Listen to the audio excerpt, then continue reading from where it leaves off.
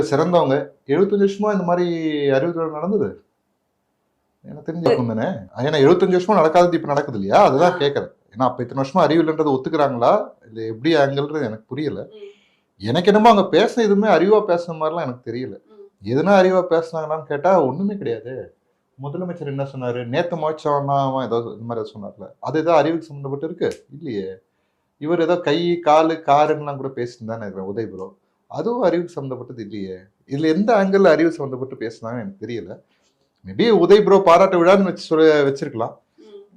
சரி ஏதோ பேர் வச்சுக்கிறாங்க, அது உள்ளதா இல்ல பேர்லயாவது வச்சுப்போமே அப்படின்ட்டு மேபி திருவிழாவுக்கு இந்த மாதிரி பேர் வச்சிருப்பாங்கன்னு நினைக்கிறேன். அவ்வளவுதான். மற்றபடி சிறந்தவங்க 75 வருஷமா இந்த மாதிரி அறிவு திருவிழா நடந்தது எனக்கு தெரிஞ்சிருக்கும் தானே.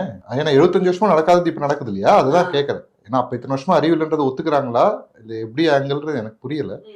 எனக்கு என்னமோ அங்க பேச எதுவுமே அறிவா பேசுன மாதிரிலாம் எனக்கு தெரியல. எதுனா அறிவா பேசுனாங்களான்னு கேட்டா ஒண்ணுமே கிடையாது.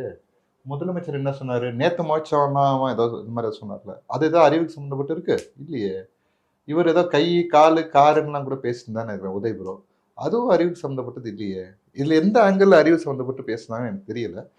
மேபி உதய் ப்ரோ பாராட்டு விழான்னு வச்சிருக்கலாம்.